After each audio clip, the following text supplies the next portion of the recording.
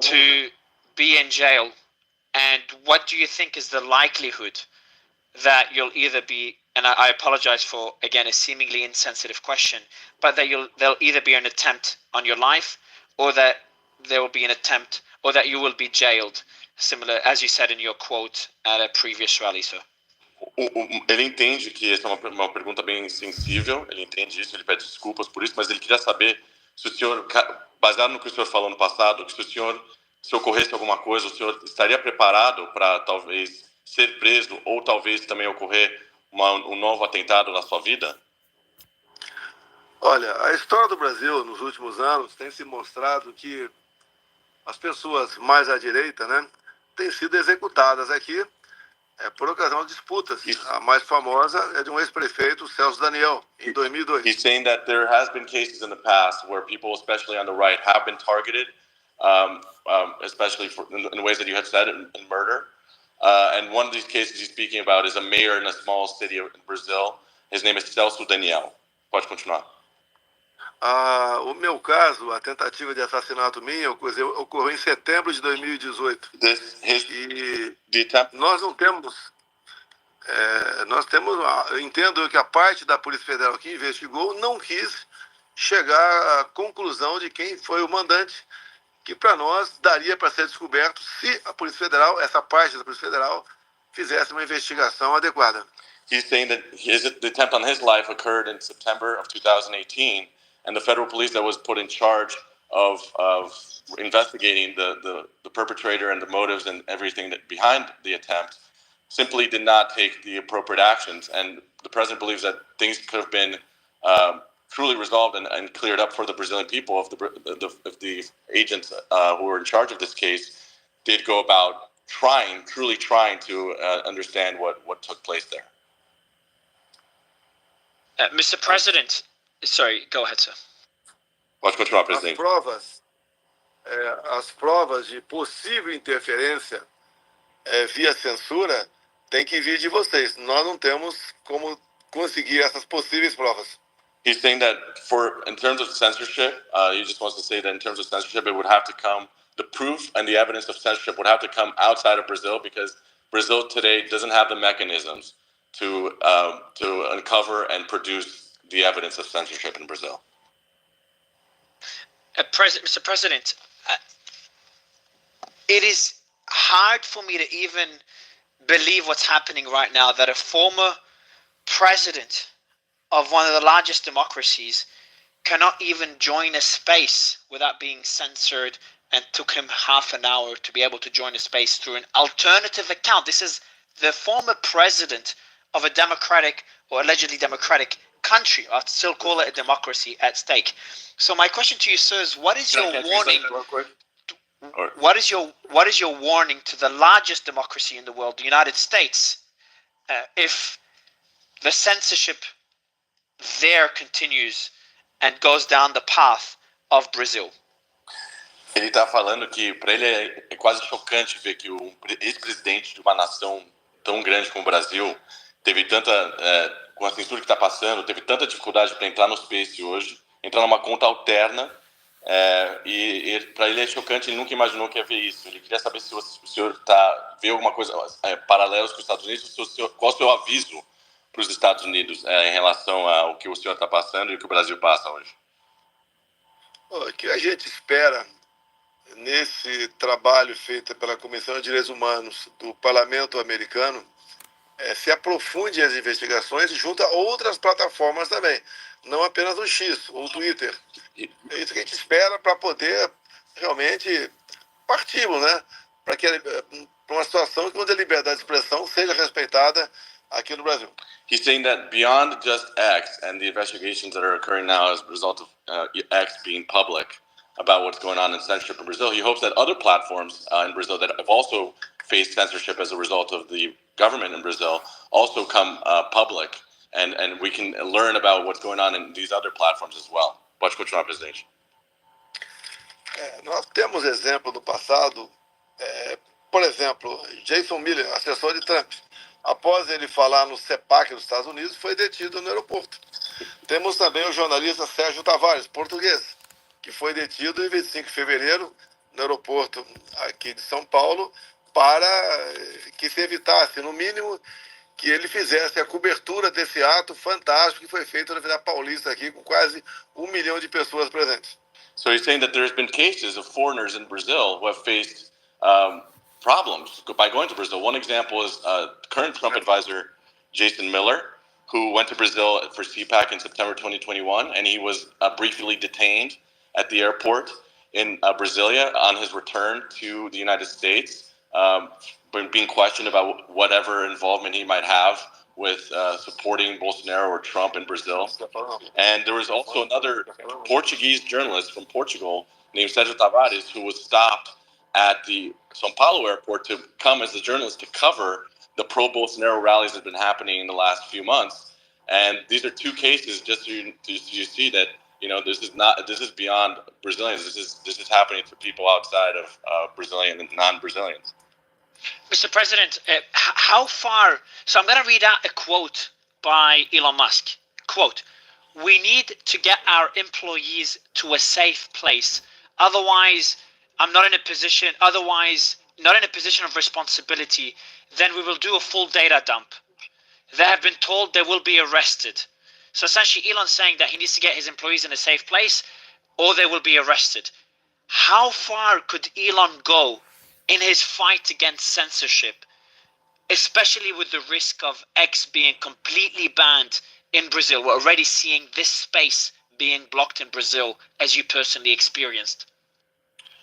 Ele falou que o Elon relatou que os empregados do X no Brasil correm, né, esse risco do que está acontecendo agora, e que através de proteger e conseguir levar a segurança a esses empregados, ele levaria a informação à tona do que está acontecendo no Brasil. Como que o senhor vê isso e até onde o Elon Musk pode ir nessa briga pela liberdade de expressão no Brasil? Eu acredito, como eu disse, esse depoimento de alguns brasileiros e do próprio jornalista Michel Schellenberger no dia 7 agora, nos Estados Unidos, bem como a possível ida do Elon Musk para também testemunhar o que ele vê com provas, o que está acontecendo na liberdade de expressão no Brasil. He's saying that what he sees as most important and the most likely and possible scenario here for Elon is to join individuals such as Michael Schellenberger and other people that have been investigating and covering the issues in Brazil to go and testify and bring information potentially through the U.S. Congress. That is most likely the safest route to get this done that he thinks of at this time. Mr. President, you mentioned other social media companies, and I'm going to read out some revelations from the Twitter files on that. But before doing so, going back to Elon, there is a criminal investigation into Elon. His employees are being targeted. Even people that are joining this fight, like myself and other panelists on stage, are being included in that investigation. And I've pinned a tweet in which I'm personally being targeted, and I'm not even a Brazilian citizen. I'm an Australian citizen, just for hosting this space. How far do you think the censorship is going to go, and what do you think will be the outcome of this investigation into Elon, myself, and others? Então, como o senhor deve saber, agora, com tudo que ocorreu nesses últimos tempos com o Elon Musk e o Brasil, pessoas como o Elon Musk, inclusive o Mário Naufal, ele que está fazendo esse space, são incluídos como investigados no Brasil. Ele quer saber até qual nível, até qual limite, se tiver qualquer limite, na sua opinião, na opinião do senhor, da censura, ou até onde vai essa censura se pessoas como o Elon Musk e o Mário Naufal podem ser incluídos em investigações no Brasil. Olha, o que eu vejo, eu mesmo, né? Nós temos tremenda dificuldade para termos liberdade das nossas opiniões aqui no Brasil. Esse depoimento no Parlamento americano, dia 7, com brasileiros, né, como Paulo Figueiredo, talvez o Alan, entre outros, possam realmente trazer luzes para essa questão da falta de liberdade no Brasil. E a gente espera que o Elon Musk realmente apresente essas provas de interferências e censura no Brasil que tem influenciado na vida de todos nós aqui.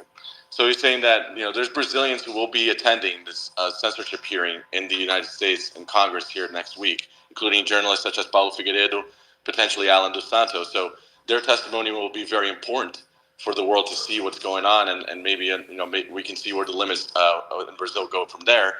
But he doubled down also in saying that Elon Musk's revelations to the world via U.S. Congress or via other methods will be most likely the most essential piece here to see what the next steps will be in the Brazil censorship crisis. Mr. President, you talked about other social media companies. Well, journalist Michael Schellenberger, in the Twitter files, he put out the following. They revealed that Google, Facebook, Uber, WhatsApp, and Instagram betrayed the people of Brazil by providing Brazilian government with personal registration data and telephone numbers without a court order, allegedly violating the law. Have the other social media companies done anything to fight censorship, or is Elon leading that fight alone? O Mário disse que o Michael Schellenberg, o jornalista, no Twitter Files, revelou que outras empresas, como o senhor mencionou, outras empresas de mídia social, aí, Instagram e outros, revelaram informações privilegiadas sem pedido da justiça no Brasil, como telefones e informações privadas no Brasil. O senhor vê o que essas empresas têm feito ou fizeram qualquer coisa em relação ao que em comparação ao que o Elon fez, ou como que o senhor vê a atuação dessas empresas de mídia social no Brasil que não são fora o X? As empresas podem ter sido pressionadas a aceitar certas determinações, censurando a todos aqui no Brasil. E repito, a censura caiu basicamente em cima da direita no Brasil. Quem estava do meu lado foi censurado. Temos dezenas de exemplos nesse sentido.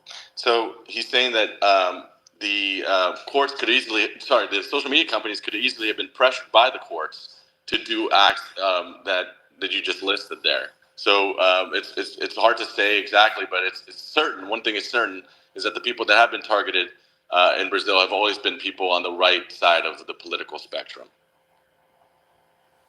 And do you think, you did mention that the people that were targeted were people on the right.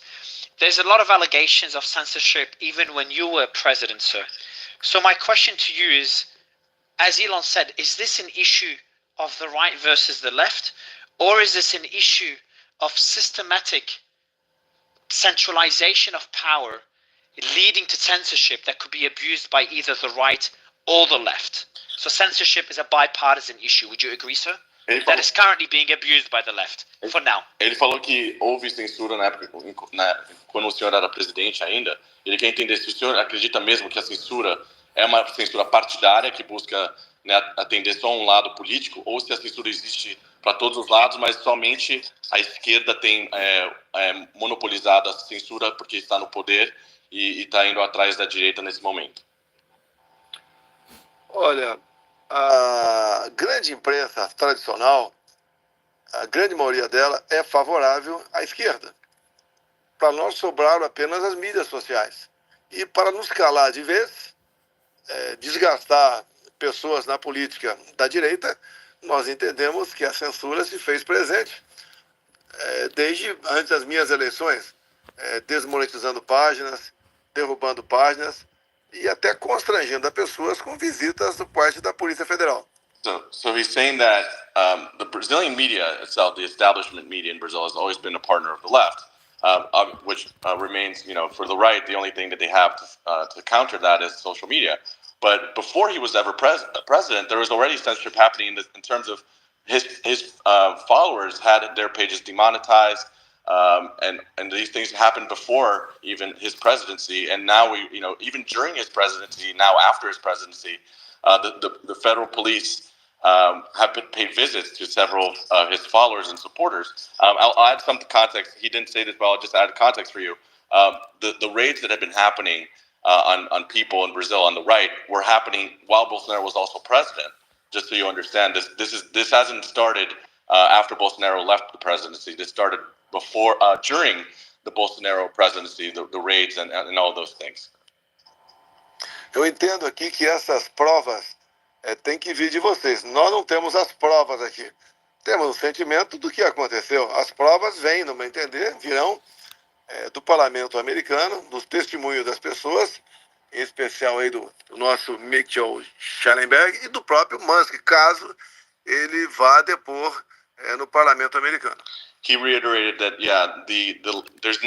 it's very unlikely that Brazil itself, or within Brazil, the evidence of the censorship will be uncovered and produced. So the hope of Brazilians really is coming now to people like Michael Schellenberger and Elon Musk, and through the U.S. Congress, to testify and bring this information to light. That is the only mechanism that he sees available for this information to be public. Mr. President, my next question for you is about being ineligible to run for president again. Sorry for being kind of distracted. I'm facing a lot of issues in the space. Just for the audience again, tell you how difficult it is running the space. The space is being censored live, and the former president is joining from an alternative account. No need to translate, Mario. He's joining from an alt account, and it took us more than half an hour to get him on stage, even trying different accounts. That's the level of censorship we're facing. And we're talking about the fourth largest democracy. Well, in the largest democracy, the US, remember, Trump himself was censored from Twitter as well. Don't forget that. And we've talked about other political leaders in other countries being censored. We've been fighting for free speech in multiple countries. Mr. President, you're ineligible. You're unable to run for president again at the next election. Is there any way you can actually reverse that ban from running for president? And if not, how will the next presidential election look like if you're not able to run? A próxima pergunta, presidente, é sobre sua elegibilidade agora, né? Ele quer saber se há alguma forma de reverter essa inelegibilidade que o senhor tem para concorrer para presidente, e caso isso não possa ser revertido, como o senhor vê a próxima eleição presidencial agora que vem em 2026? Como que iria ocorrer essa eleição presidencial caso o senhor não possa concorrer? A minha inelegibilidade veio porque eu me reuni com embaixadores aqui no Brasil. Foi uma resposta que eu dei ao próprio presidente do TSE à época, que 2 meses antes havia se reunido com embaixadores também. Não justifica essa reunião com embaixadores a minha inelegibilidade. Que nenhum motivo. O motivo, do meu entender, não tem peso nenhum, mas o TSE, a Justiça Eleitoral aqui é parte, no momento, a maioria são integrantes, são partidários. So he's saying that... Existe a possibilidade de reverter a elegibilidade, no meu entender, no momento é via Parlamento Brasileiro. He's saying that he became ineligible as a result of meeting with ambassadors in Brazil. It was due to meeting with ambassadors, the Electoral Court turned him ineligible, which doesn't make any sense in his view. But that was the reasoning and the whole motivation behind making him unelectable. And the only route that he sees currently for a potential reversal in this situation would be through the Brazilian Congress. And that's how he sees it currently. Just to kind of give you an idea of how insane this is, anyone in Brazil, and you can translate this, Mario, for the audience, I've faced a lot of craziness hosting these spaces, from covering a mutiny in Russia to covering a prime minister that's being targeted and that was, fearing his life, Prime Minister of Pakistan fearing his life, to having Hunter Biden, the son of Joe Biden, on stage, to covering the wars. And I've had a lot of crazy moments, and this is definitely one of the top ones. Everyone in Brazil can only join this space through VPN, and now even VPNs are being blocked in Brazil. So make sure everyone in the audience, please retweet the space and say that you need a VPN to join the space if you're in Brazil. That's the level of censorship we're facing. Mario, if you could say this to the audience, please, sir, and then I'll ask Mr. President another question. Go ahead, Mario. So, o que o Mário disse para o pessoal que está ouvindo, não para o presidente, é que ele já passou muitas situações estranhas e malucas, vamos dizer, entrevistando autoridades de outros países, fazendo cobertura de outros eventos pelo mundo, como na Rússia e no Paquistão, mas é um dos eventos mais estranhos e fora do normal que ele está observando hoje, é que não só no Brasil as pessoas estão precisando usar VPN para entrar nessa transmissão, como as pessoas que já têm VPN no Brasil estão relatando que não estão, nem com VPNs estão conseguindo entrar. Então, o Mário dizendo que é provável que até VPNs estão sendo derrubados no Brasil. E se esse é o caso, o seu caso, alguém que está ouvindo está com dificuldade de ouvir ou está com problemas de VPN, por favor, tweete essa informação e avise a gente aqui o que está ocorrendo com a sua situação. Mario, go ahead if you want to ask your question. Yeah, and Mario, I'm starting to send you, just make it easier for you. Any question I ask, I'm just sending it to you via DM on WhatsApp to make it easier for you. Thank you. Yeah, so that's the next question. It's not too easy. No problem, thank you. A journalist, Michael Schellenberger, said the following, and he's been very, very vocal about censorship in the US and, of course, in Brazil. He said the following: at the moment, Brazil is not yet a dictatorship. It still holds elections, and the Brazilian people have other means at their disposal to confront authoritarianism. But the Federal Supreme Court and the Superior Electoral Court are directly interfering in those elections through censorship. So, Mr. President, if we continue going down this path, and if this does not change, if there's no change in Brazil, and if everything continues as it has been over the last few weeks and months, and even years, how will Brazil look like in the next 5 and 10 years? Even 1 or 2 years, let alone decade. Então, presidente, a pergunta dele é baseada no que o Michael Schellenberg disse, que ele falou assim, nesse momento, o Brasil não é uma ditadura plena. Ainda tem eleições e as pessoas têm outros caminhos e meios à sua disposição para enfrentar o autoritarismo. Mas a Suprema Corte dos Estados Unidos e o TSE também estão diretamente interferindo nas eleições através da censura. Se continuar nesse patamar, o que o senhor vê vai acontecer ou pode acontecer com a democracia no Brasil? Olha, a nossa democracia está ameaçada há algum tempo. Algumas autoridades do Brasil dizem que infringiram leis para salvar a democracia, entregando, ou melhor, elegendo, né, uma pessoa que tem uma vida bastante voltada, com muitas amizades com ditadores pelo mundo todo, que é o atual presidente da República. So Brazil's democracy has actually been under threat for a while now. We've seen these acts continuously taking place in Brazil. And, the current government in Brazil, especially speaking here about the executive power in Brazil today, have very affinity and friendships with a lot of dictatorships around the world. And these are some examples I can name here for you to know is, Venezuela, Nicaragua, Cuba.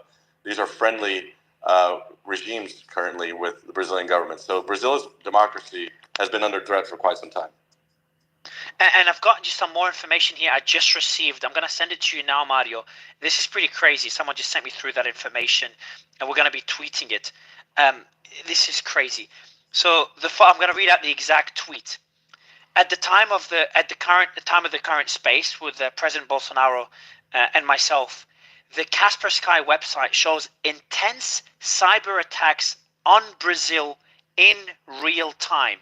This places Brazil and the USA among the 3 most attacked countries right now as we speak. So there's a massive spike in cyber attacks, intense cyber attacks in Brazil. And I want to remind the audience, the former president of the 4th democracy, the 4th largest democracy, is currently using Elon's Starlink to access this space. Another example of Starlink playing a role, not only Twitter, X, but also Starlink playing a role in fighting censorship. Again, President Bolsonaro said it himself at the beginning of the show. He is using Starlink to access this space, to be able to speak on a social media platform. Mario, please translate this for the audience before I ask my question. But this is crazy. Isso é uma outra informação que o Mário quer que eu passe aqui para o público que está ouvindo. Ele acabou de receber informações que nesse momento, durante essa live, no X, o site Kaspersky está mostrando intensos ataques cibernéticos no Brasil, nesse exato momento ocorrendo no Brasil. Isso coloca o Brasil e os Estados Unidos entre os 3 países mais atacados no momento no mundo em termos de ataques cibernéticos ocorrendo no Brasil. E essa informação que o Mário Naufal acabou de me passar do site Kaspersky, e ele lembrando também para o público que está ouvindo que o presidente do Brasil está usando Starlink para poder acessar essa live. Go ahead, Mario, if you want to ask your question. Yeah, of course. And just more information that anyone listening right now from the media, anyone that has a big following, use your platform. I don't care if it's YouTube, I don't care if it's X, I don't care if it's a TV station or radio station to broadcast this, because I want to mention something. I actually agree with a lot of President Lula's policies and stances from a political perspective, and I disagree with a lot of stances of President Bolsonaro. That's me having an opinion, as with everyone else in this space. But I am doing this because I'm against centralization of power and censorship. So I think no matter what your political position is, censorship should never be okay, and we're seeing the ugly side of it right now. Mario, please translate this, and I will ask my question right after. I apologize for being so passionate. So, de novo, isso é pro público ainda, a pergunta não veio, mas ele está falando que ele está pedindo para as pessoas que têm, jornalistas, pessoas que estão acompanhando essa live, que têm uma audiência, seja para o YouTube ou por outros canais, que distribui essa live, passa essa live adiante para as pessoas poderem ver e acompanhar. E o Mário Naufo mesmo acabou de dizer que ele, pessoalmente, tem até visões, né, que ele se alinha politicamente em várias coisas com o presidente Lula e discorda com o presidente Bolsonaro, mas ele acha um absurdo que o fato que ele tem o direito de ter uma opinião. E o mais absurdo dessa questão não é uma questão partidária, uma questão de não concordar politicamente com alguém, mas a questão da liberdade de expressão que está em jogo, e ele acha que isso que tem que ser, a batalha tem que ser nesse caminho, não em termos de briga partidária. Go ahead, Mario. Thank you. My question here to the president, I'm going to read out a quote from Elon. And by the way, just for the record, Elon was on our space about 2 weeks ago talking about censorship in Brazil. And ironically, that space also crashed, so you could put your conspiracy hat on for that. But he said the following: the final straw in terms of censoring X, the final straw is when we were given demands to suspend journalists and sitting members of parliament, and moreover we could not tell them this was at the behest of Moraes. So X had to ban those people, and they couldn't say that Justice Moraes was the reason they were banned. They had a request from Justice Moraes and the Supreme Court to ban those accounts. They couldn't even disclose that. We had to pretend it's because of our rules of service, of breaking our rules of service. That was the final straw, and we said no in response to Supreme Court Justice Alexander de Moraes, who then initiated an investigation into Elon for allegedly conducting, quote, a disinformation campaign and obstructing Brazilian justice. So de Moraes also accused Musk of inciting and being part of a criminal organization, citing his actions as a threat to Brazilian democracy. And he obviously threatened to ban X. My question to the president, and I want him to speak directly to Elon. President, what is your message to Elon in his fight against the Supreme Court in Brazil and the government in Brazil and their attempts to censor, and how far can Elon go in this fight? Então ele está falando outra frase aqui do Elon, que, né, o que o Elon falou semanas atrás, que a última gota para ele foi quando eles receberam demandas para suspender jornalistas e membros do parlamento brasileiro, e também eles não podiam falar que essas demandas estavam vindo diretamente de Moraes. Eles tiveram que fingir que eram as regras do Twitter que estavam cumprindo. E essa foi a última gota, e ele disse não. Em resposta, o ministro iniciou a investigação contra o Musk por conduzir uma campanha de desinformação e obstruindo a justiça brasileira. E ainda que o Moraes acusou o Musk de incitar e participar de uma organização criminosa, e citando que as ações dele tinham ameaçado a democracia brasileira. E o que o Moraes também ameaçou o X. A pergunta dele é: até o que o senhor acha do que o Elon Musk disse? Qual a sua visão do que o Elon Musk tem dito, o que tem feito? E até onde o Elon Musk pode lutar, mesmo através aqui dos Estados Unidos, até onde ele pode, qual o limite, se tiver qualquer limite que ele pode fazer para lutar contra isso?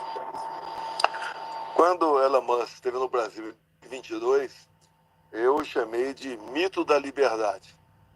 Não justifica, no meu entender, uma acusação dessa contra o Musk, buscando aí atingir a soberania brasileira e botar um fim em nossa democracia. Porque com censura, não há Starlink, não há liberdade de expressão, não há democracia. He's saying that, when Musk visited Brazil a few years ago, when he was still president, he called Elon Musk the legend of free speech, legend of liberty, a liberty freedom-fighting legend. And this is everything that Elon just said there is clear proof and shows that you can't have democracy in these situations. If you ban companies such as Starlink or even X or companies like this from a country because of disagreements, as Elon just listed there, as he explained, you can't have a true democracy or a free country.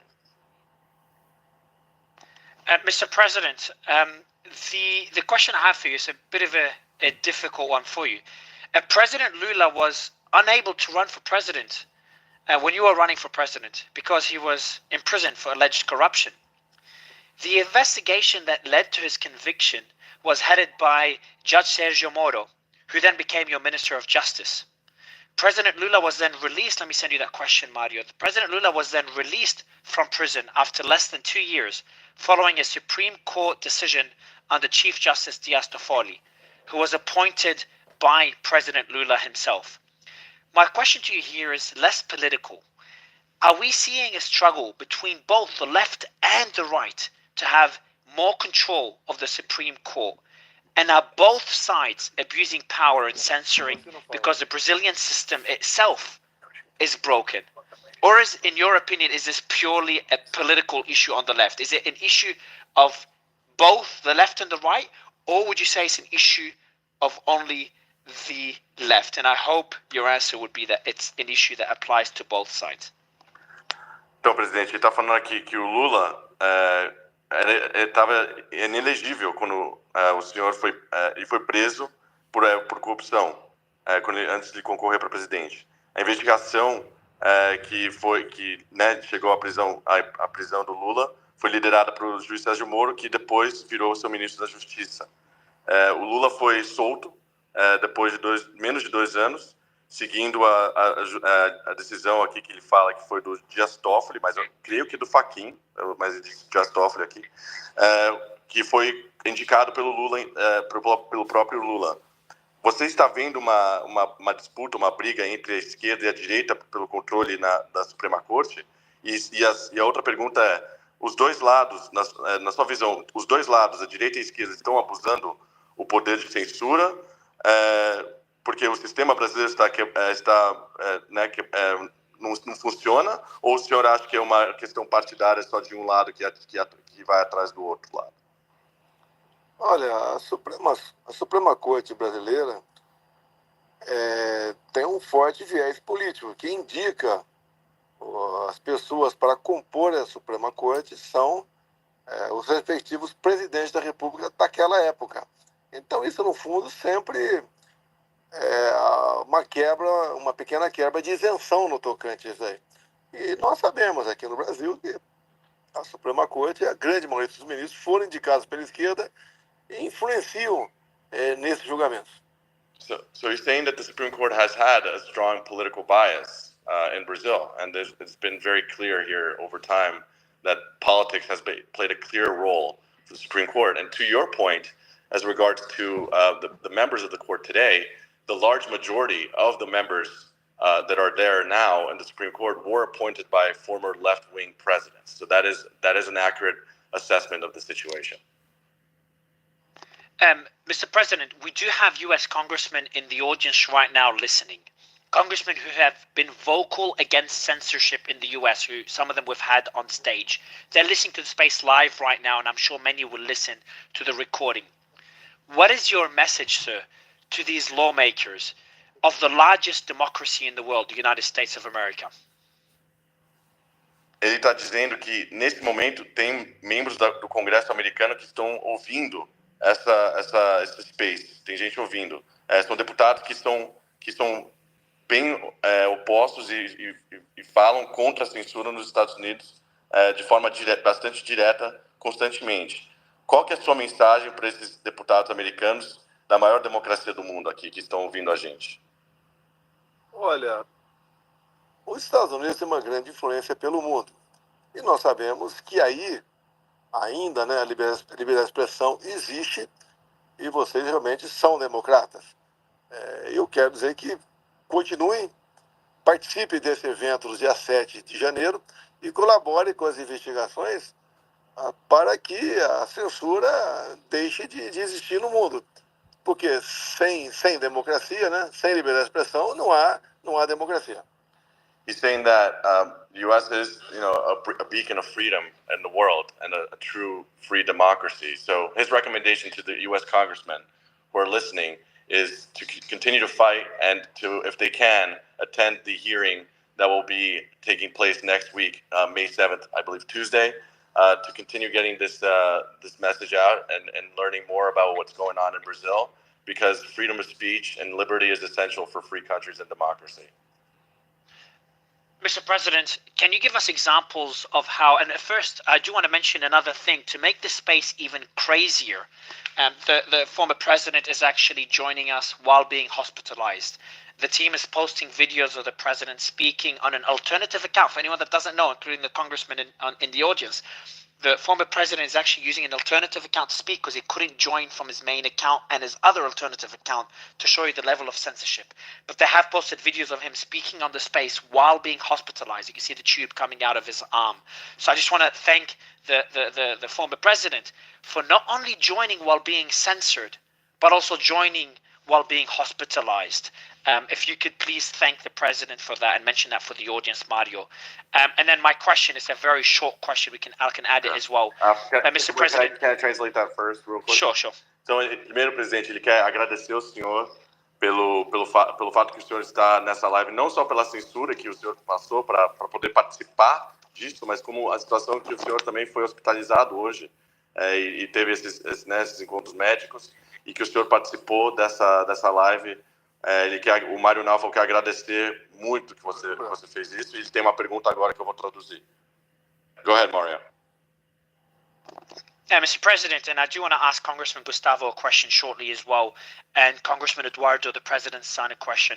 But, Mr. President, the way your allies are being targeted, it's hard to say it's not politically motivated, even though I try not to take sides.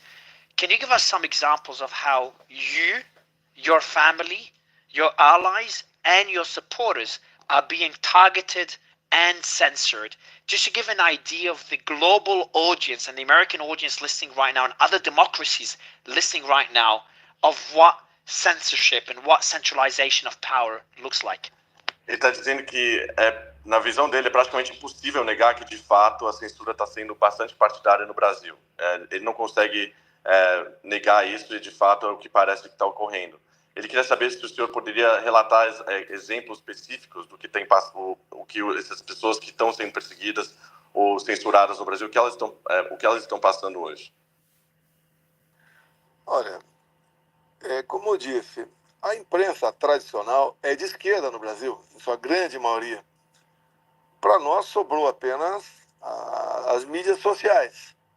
E as pessoas influentes do meu lado, quase todas foram censuradas. Então temos vários exemplos disso aqui no Brasil. Como, por exemplo, pega-se um grupo de empresários conversando reservadamente e daí resolve acusá-los de golpistas. E ali havia um empresário que tinha uma página com 10 milhões de seguidores, bastante influente no Brasil. Então conseguiram, ao censurar essa página, tirar esse empresário, não tem nada, nunca foi golpista na vida dele, mas conseguiu tirá-lo do ar. E assim sendo, inibe os demais empresários a participar, a participar das eleições. Isso daí, obviamente, só pesou para um lado aqui no Brasil. So he's saying that, as he mentioned before, the traditional media is on the side of the left, which means that social media is the only mechanism the right has. Most of the people on the right who had very successful social media accounts to push the conservative message, they were censored. They were removed, they were banned. So that's, what he mentioned before, but he added on to say that there's even been Brazilian businessmen, people that were his supporters, that were businessmen, who they themselves were targeted during the election process through their social media pages or through their private messages between themselves. So there's cases of even, people beyond social media, people that are regular businessmen who just tend or follow or support one side, being Bolsonaro's side, they were targeted by simply exchanging private messages with each other, and their social media and other mechanisms were also removed. My next question for you, President, and I've got a president for Congressman Gustavo afterwards, I've got a question for Congressman Gustavo. But Mr. President, the question is for you. I want to openly invite sitting President Lula in a very civil conversation, either with me or with another guest, former President Bolsonaro, if President Lula agrees, which I doubt he will, but I'm going to give it a try. But first, I want to give an open invitation live on stage here for President Lula to join me in a one-on-one conversation to get his side of this argument. I'd love to always hear both sides on any argument there is. That's what we stand for in this space. So, Mr. President, President Lula, this is an open invitation for you, sir, to join me here on stage to get your take on the same questions that I have. And my question here for President Bolsonaro and Congressman Gustavo. I'll ask Congressman Gustavo first and then get the president's thoughts on it. Congressman Gustavo, we have seen a release of documents by Jim Jordan and the House Judiciary Committee concerning the censorship in Brazil, and especially on X.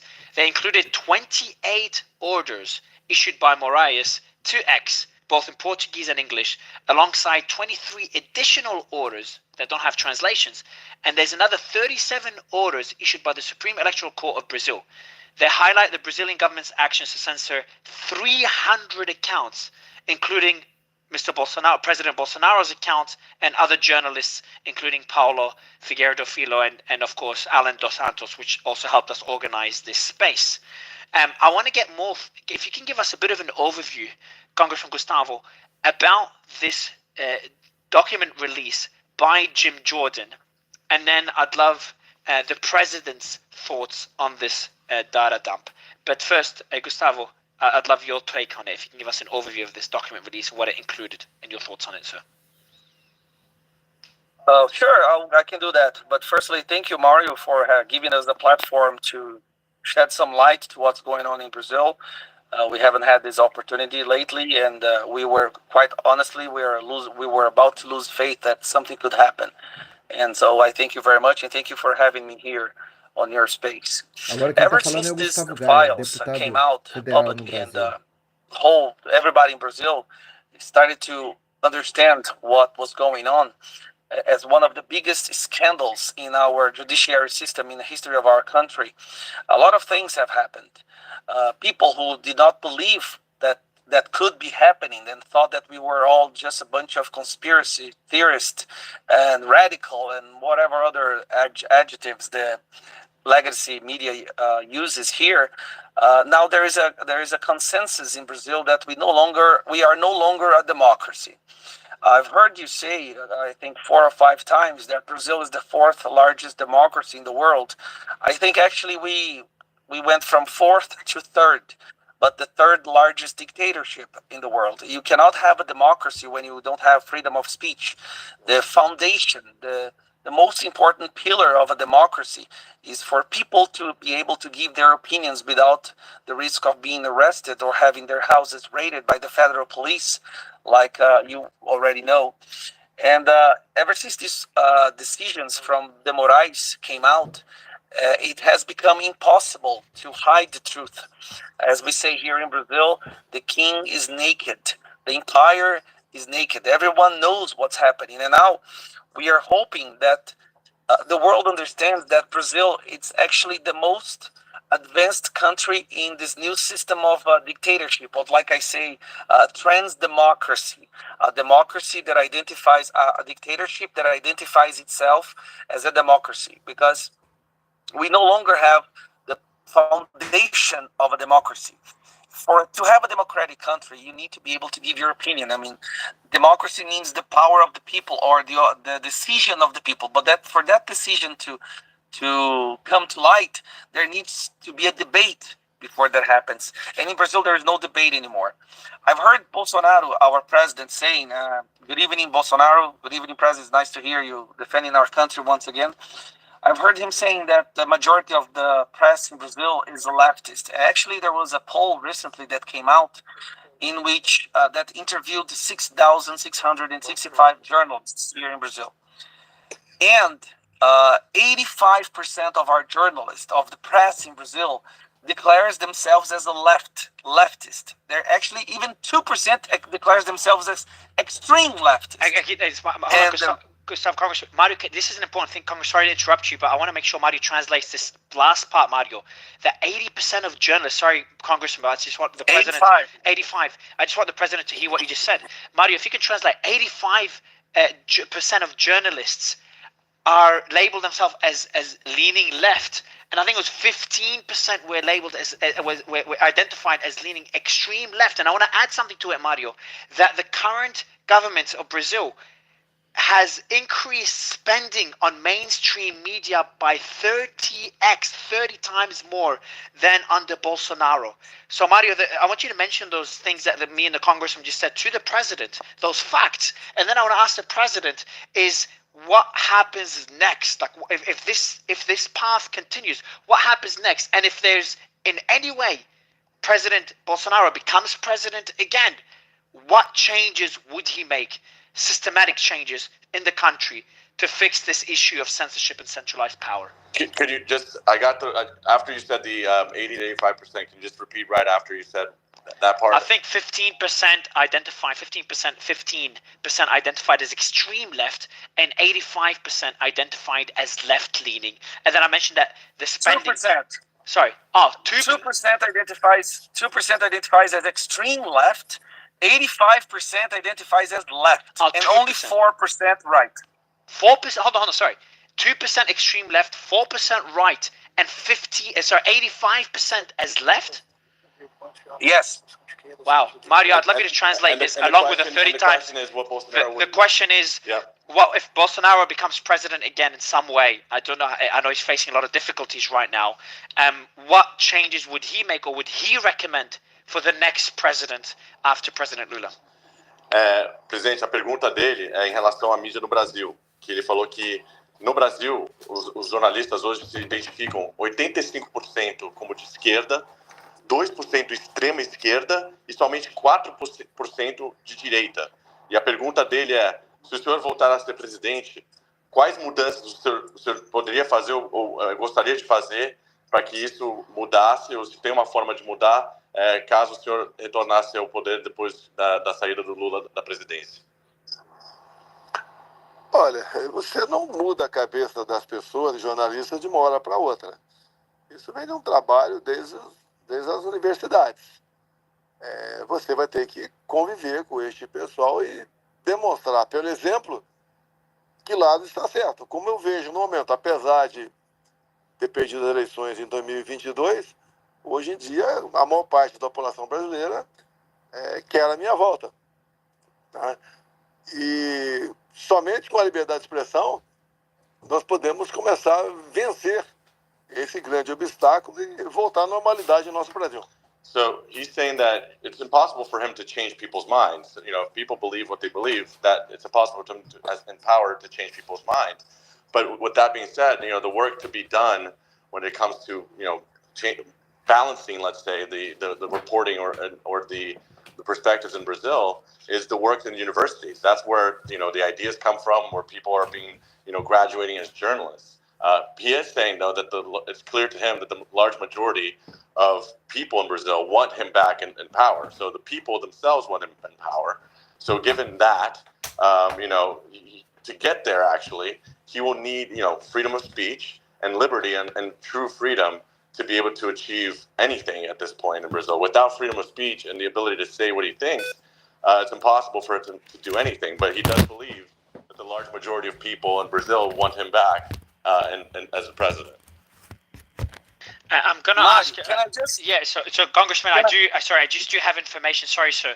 I do have information that the president, obviously, he's being hospitalized right now, so he is very tired. He stayed way over time as well on this space. So we're going to ask 3 final questions with me and obviously my 2 co-hosts, Nick and Suleiman.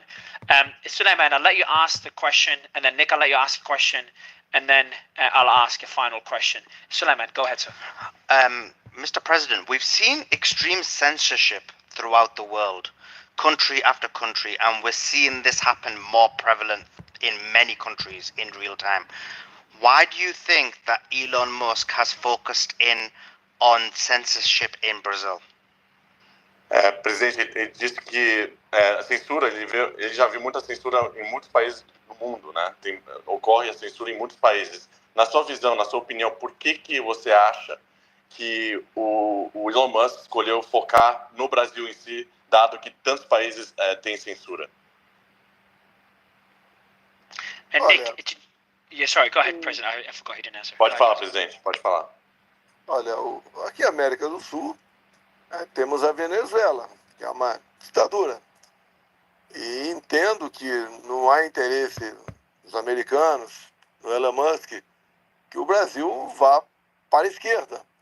Então, talvez isso seja a intenção dele em mirar para cá e buscar alternativas. E digo, só para complementar a pergunta anterior também, as mídias sociais é que dão equilíbrio nas informações do Brasil. Se nós tivermos as mídias sociais censuradas, como estamos tendo ultimamente, e daí não tem mais opção de sonharmos com a volta à democracia em nosso Brasil. So he's saying that Elon might potentially be looking at Brazil in this way because, you know, given Latin America today, you have countries like Venezuela, other tyrannical regimes, and he believes, President Bolsonaro believes, that Elon might be looking at Brazil, knowing that Brazil is such a significant country.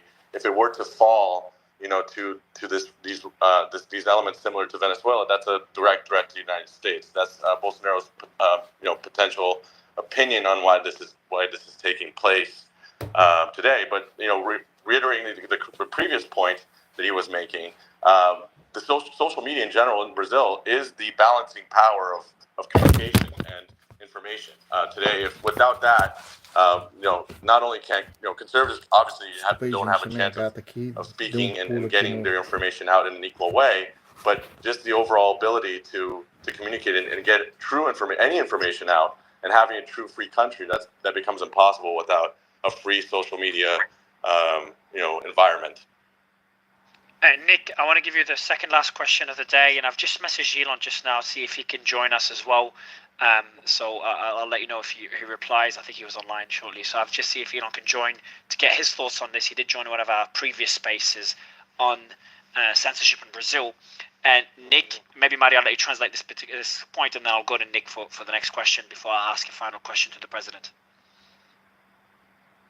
Oh, Mario, do you want to translate what you want me to translate the Elon part? Yeah. Is that correct, Mario?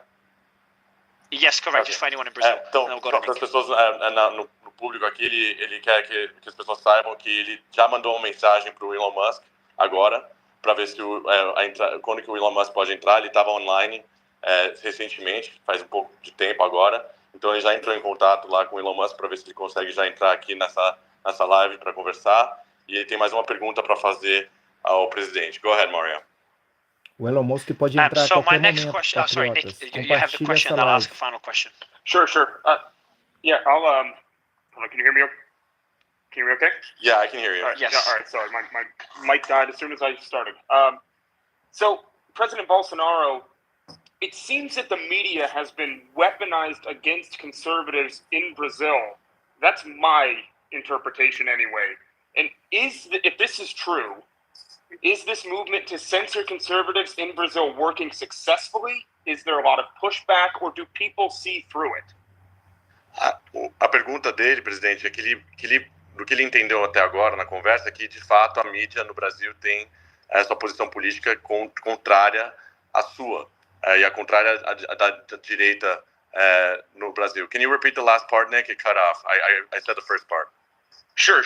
Is there a lot of pushback? And do people see through this? Are more and more people being woken up by this idea of conservative media being censored in Brazil by the government?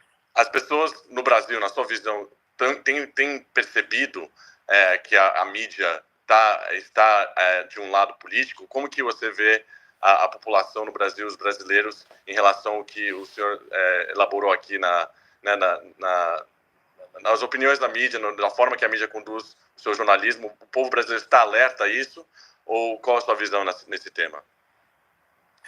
Tem uma pesquisa dessa semana do Instituto Paraná Pesquisas onde mostra que 2/3 dos brasileiros têm medo de se expressar. Ou seja, se sentem censurados. Essa é a maior prova que nós temos no momento que a censura existe no Brasil. So a poll just came out this week, actually, that says where Brazilians were polled, and 2/3 of the respondents in the poll said that they are scared of speaking their mind. So 2/3 of the people responding to this poll said that they're scared of speaking their minds, which shows clearly just how worried and how concerned people are to express their basic opinions and their political views. This is crazy. And President, I've got a final question for you here, sir. You've got the world listening right now. You've got people from China using VPN. We've got people from the US. We've got people from Australia, Europe, Russia, and of course, people from Brazil listening either on this space or simulcasts using other platforms, YouTube or X. What is your message to the world on what we're seeing in Brazil and what we're seeing in other countries on the fight to kill our given right of free speech and the increasing censorship around the world? Presidente, você está sendo ouvido por pessoas no mundo inteiro nesse momento. Tem pessoas usando VPN na China, tem pessoas na Europa, nos Estados Unidos, inclusive no Brasil usando VPN hoje. Então a sua mensagem está espalhando pelo mundo todo.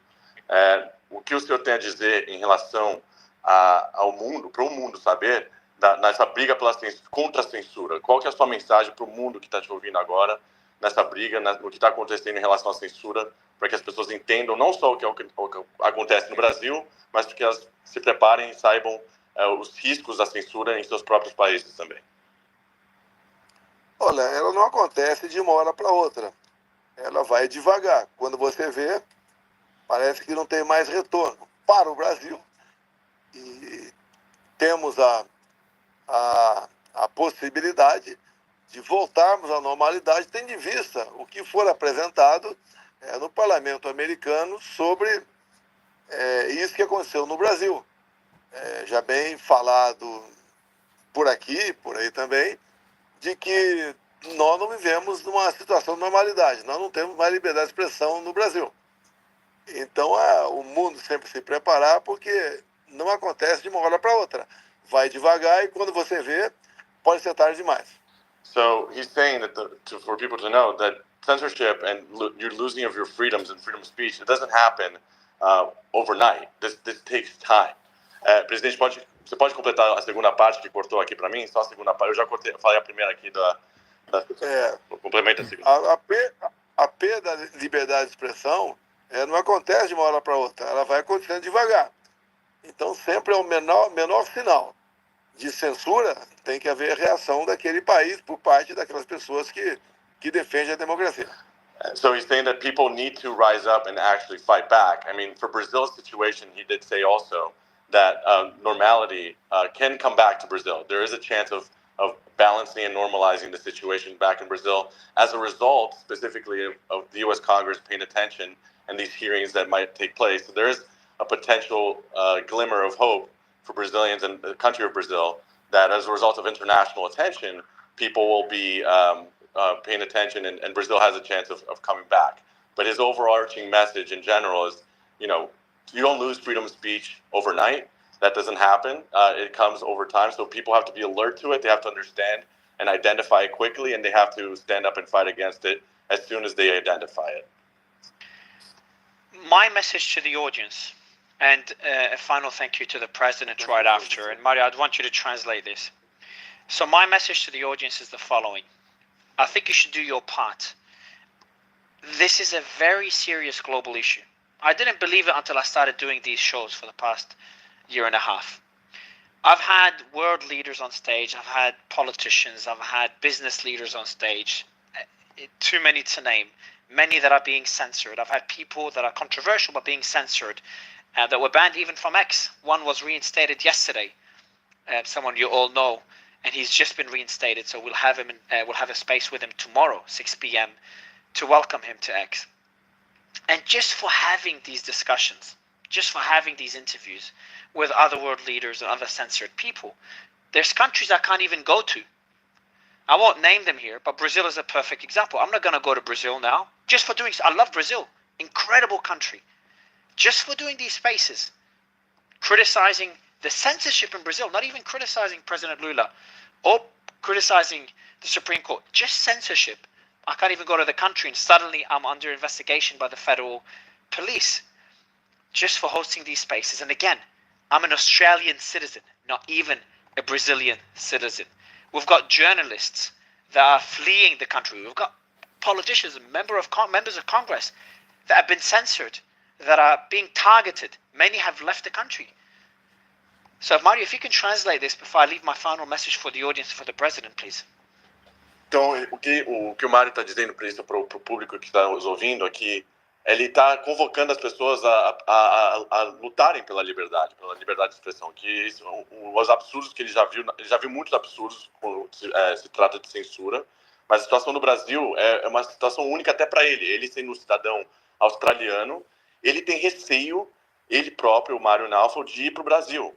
Isso que ele ama o Brasil. Ele disse que ele adoraria poder ir para o Brasil, mas ele agora, pelo fato que ele faz e está entrevistando essas pessoas no Brasil e tratando do tema, ele tem receios, ele mesmo, de ir para o Brasil. Então ele está convocando as pessoas a prestarem atenção nisso. E que são... Can you repeat just the last sentence that you said there? Mario, I got everything but the last sentence. Sorry, there was a lot there. I don't remember the last sentence. Well, but I was just saying that I'm an Australian. I'm an Australian citizen, and I can't even go to Brazil.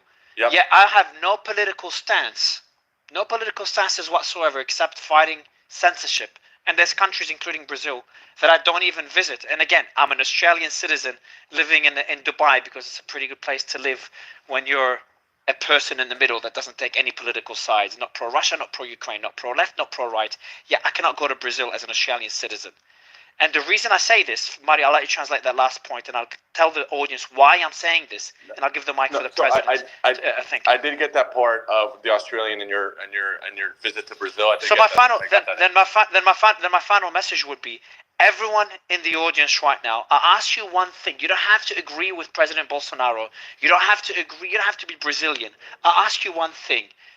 Share this message. And if you're Brazilian, share this space on as many platforms as you can to show President Lula, to show the Supreme Court that censorship will not win. Censorship is not enough. And Elon is not alone in this fight.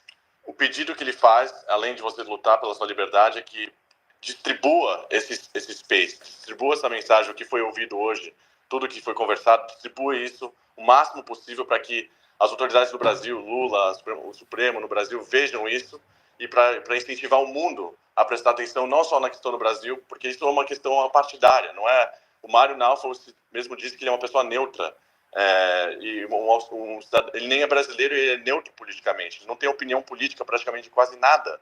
Então, ele pede que as pessoas distribuam ao máximo essas informações, o que foi ouvido hoje, para que as pessoas saibam o que está acontecendo e se juntem e façam alguma coisa para lutar pela liberdade. And Mr. President, not saying, even though I don't agree with a lot of your stances or political stances or things you say, I want to applaud you and thank you for fighting censorship, despite everything you're facing, your passport being confiscated.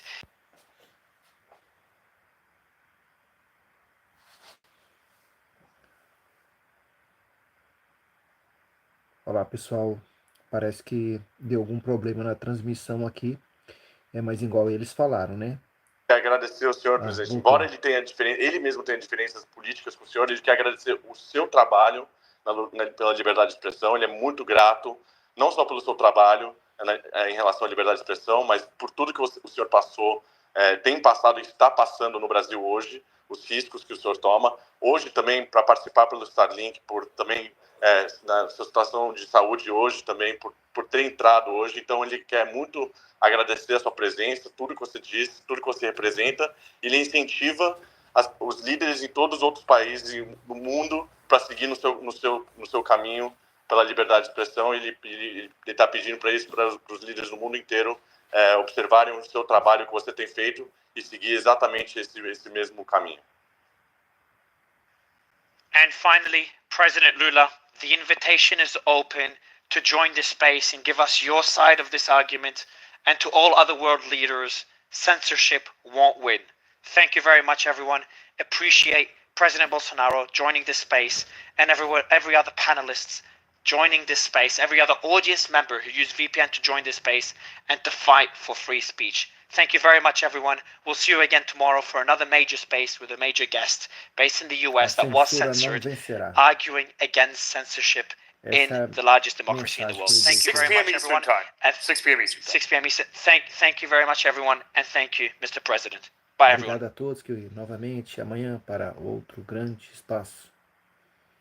Tá aí, gente. Então, o repórter já está encerrando a live. Melhor dizendo, parece que a live já encerrou, né? Deixa eu ver aqui. A live encerrou. É isso mesmo. Gente, é isso aí. O Elon Musk estava mais cedo. Infelizmente, ele não voltou para fazer essa live com o pessoal. E aí, Bolsonaro foi entrevistado, né? E agora Bolsonaro disse nessa live que está aguardando, né, os depoimentos para o dia 7 agora, lá no Congresso do Capitólio, viu? Aonde vários cidadãos brasileiros, repórteres, empresários, jornalistas, deputados, senadores vão denunciar tudo. Vou tirar aqui o tradutor, que não precisa. Vão denunciar tudo o que aconteceu com eles. Nada mais, nada menos do que aconteceu com eles, tá? Vão denunciar tudo e depois essas Big Techs serão convocadas, como a Rumble já foi convocada, para falar o que aconteceu. Qual foi o tipo de censura que foi colocada contra a Rumble. E com certeza também o Mark Zuckerberg, ele não vai escapar dessa não, viu? Ele tá quietinho no cantinho dele. Ele era o tal do bambambam, né? Bambambam para censurar a população brasileira de bem, né? Passou por cima da Constituição brasileira. Os parlamentares norte-americanos vão querer saber por que ele não respeitou a Constituição brasileira e por que eles também não respeitou a Constituição norte-americana, viu? Pode ter certeza, patriotas. Mike Zuckerberg, que censurou milhares de brasileiros, patriotas, conservadores, deputados, senadores, prefeitos, né, e assim por diante, empresários, ele vai ter que dar muitas explicações. E, com certeza, o Congresso norte-americano vai querer saber de tudo.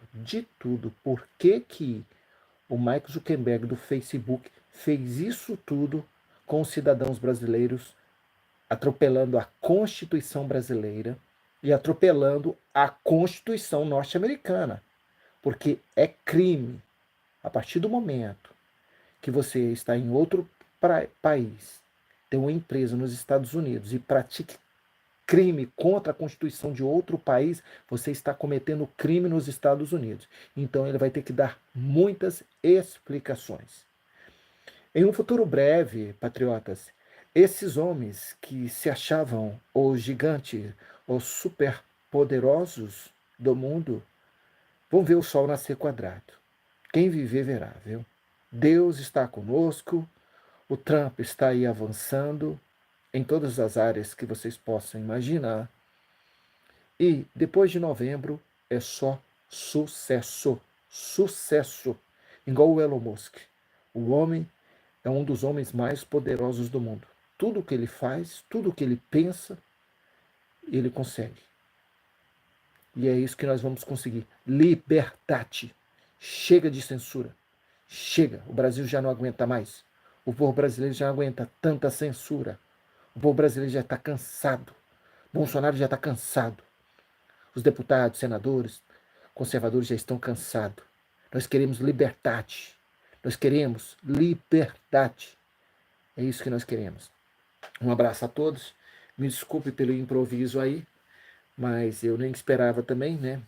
A live começou aí falando inglês. Quem for assistir essa live aí, tá? No começo vai começar a falar inglês, mas depois, no meio para adiante, Bolsonaro já Já veio.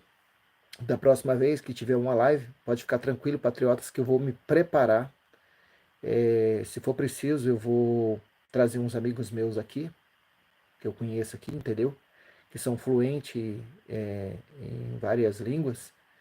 E aí eles vão traduzir em tempo real para vocês, né, do inglês para o português, tá bom? Me desculpe a todos aí por alguns equívocos, mas foi improvisado. Eu comecei a transmitir várias lives aí, mas vocês viram que as lives foram sabotadas, sabe? E, e aí a gente teve que, né, mudar as estratégicas aqui, entendeu? Muitas pessoas para transmitir essas lives teve que usar VPN, mesmo assim eles começaram a atacar, né? Porque os comunistas estão desesperados, não é mesmo?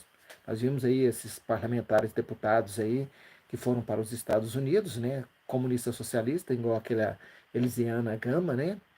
Que se diz evangélica, mas de evangélica não tem nada. Foi lá para tentar criar narrativas contra os depoimentos dos parlamentares conservadores que estão levando a verdade. Mas isso aí tudo vai cair por terra, tá? Um abraço a todos. Fiquei até agora e depois nós se falamos, tá? Fica com Deus. Em breve nós estaremos de volta, viu? Um abraço a todos e até amanhã, viu? Fique ligado no canal do Gigante Pátria que nós vamos trazer mais novas informações para vocês, tá? Deixa eu só desligar aqui.